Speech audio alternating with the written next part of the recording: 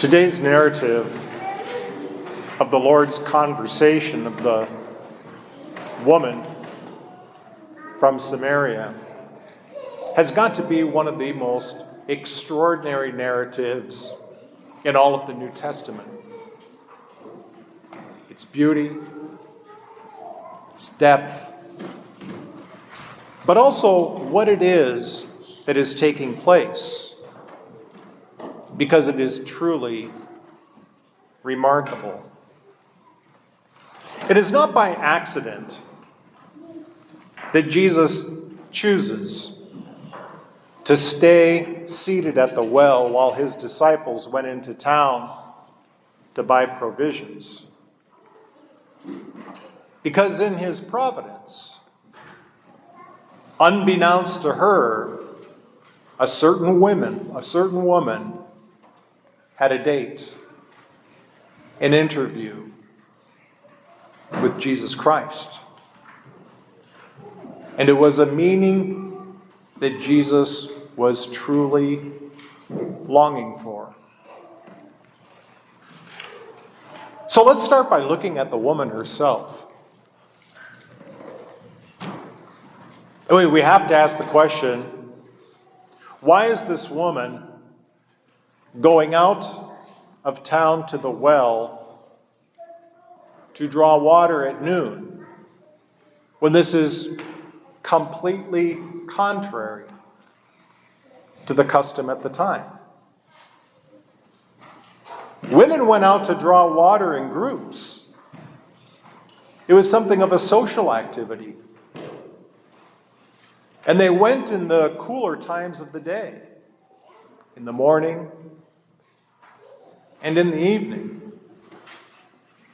But yet, here is this woman, by herself, carrying her jar in the noonday sun to draw water.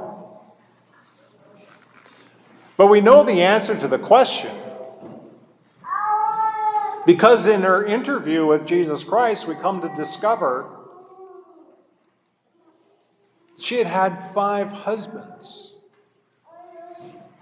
And the man she was living with now was not her husband.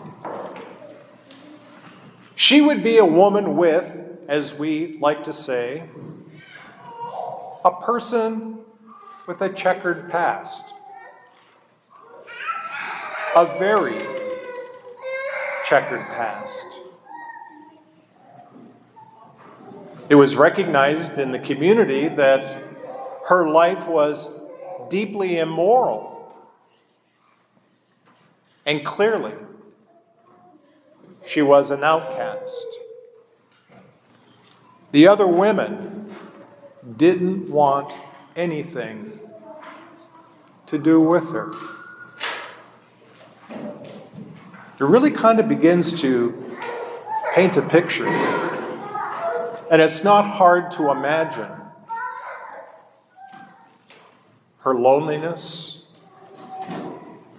and her longing, not just to have a husband who would love her, but also to be welcomed and accepted and belong to a community. She was, in every measure, desperately thirsting for communion that she obviously had sought in many, many, many inappropriate ways. But it is what it is. But see, this is what is remarkable, is that you can take a woman like the one who is being presented to us in today's gospel, and after an encounter with Jesus Christ, she becomes an evangelist. She comes back to the community that really wants nothing to do with her, and begins to bear witness that she had just found the Messiah.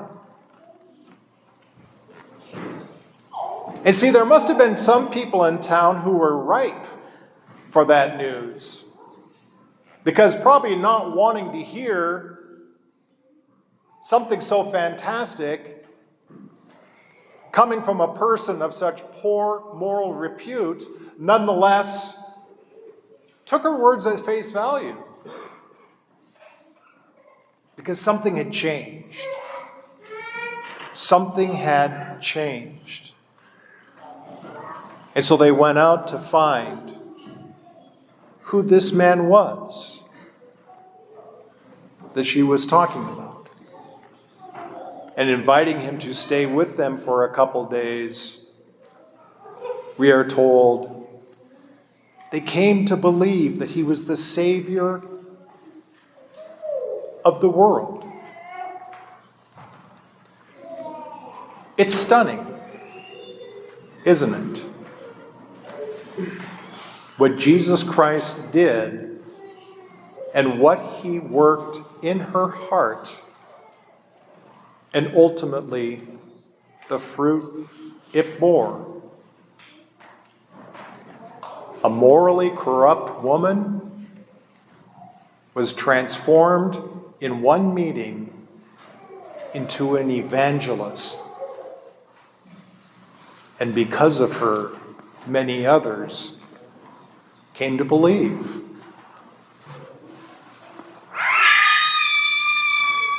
You know, it kind of begs the question, of the way in which we tend to, look at one another. Because, it's kind of easy to say, I know my sins, but my goodness, that person's sins, that's filthy. That's filthy. We make all these judgments and comparisons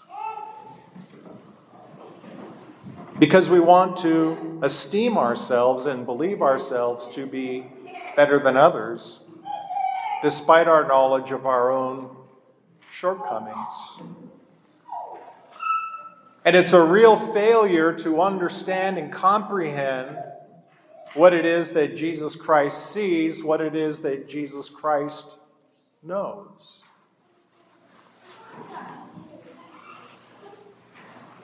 G.K. Chesterton once said, if you recall, if you're familiar with G.K. Chesterton, he once said, every man who knocks on the door of a brothel is seeking God.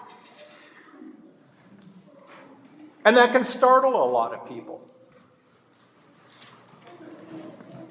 because it sounds filthy. It sounds filthy. How can you say such an individual is seeking God? Well, because G.K. Chesterton knew something that he learned from Jesus Christ. That there is a desire placed within each and every one of us that only he can satisfy. And we're always in search of that one thing that will satisfy the longings of our heart.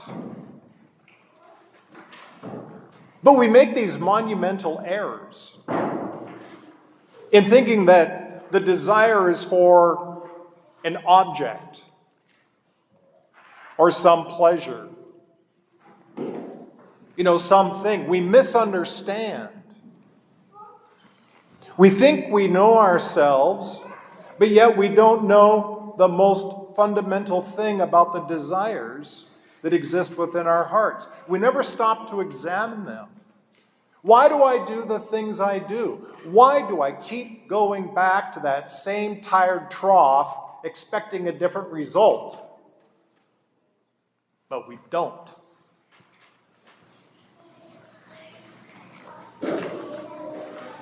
You see, and so it does become very easy to judge and to condemn and call other people filthy,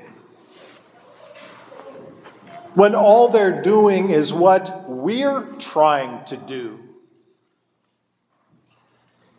Perhaps in wildly inappropriate ways. But you see, when that woman who came back to that same tired, empty well over and over and over and over and over, I'm not done, and over, Jesus Christ saw what she was looking for. He knew what she was longing for. And so he seated himself on a well, waiting for her to come, so that he could satisfy that which she was truly thirsting for. So I think at the end of the day, is what we need to do is to be more patient with each other, more understanding, more compassionate. You see people who are doing things that are outrageous, immoral, filthy. Don't condemn, but pray. Because they're only following, yes, a very misguided understanding of their desires, but nonetheless, they're only doing what they were built to do. To seek and to find. But how can they? If there is no one to clarify for them what it is that they are seeking and redirect their gaze toward it. Right? There's an awful lot to learn about Jesus Christ and what is taking place in his Sacred Heart. What is his attitude towards lost, sinful, filthy people? He's tenacious. He will not let one go without a fighting chance and fighting for them. Was today's second reading lost on us?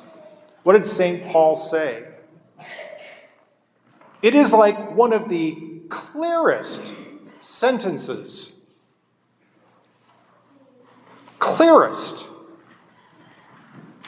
God proves his love for us in that while we were still sinners, Christ died for us. What part of that is confusing?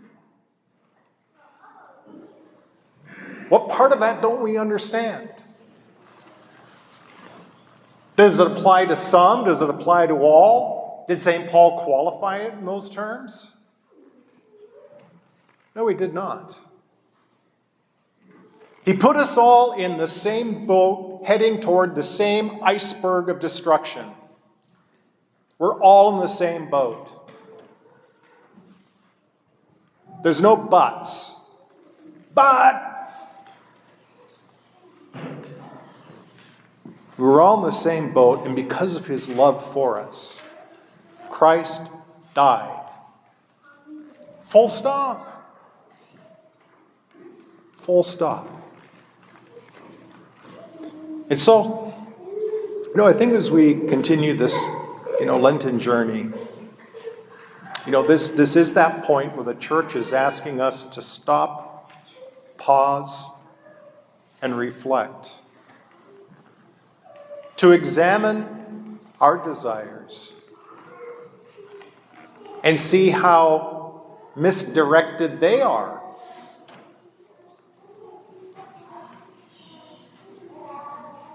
And dig beneath the surface and find out what it is that we are truly searching for.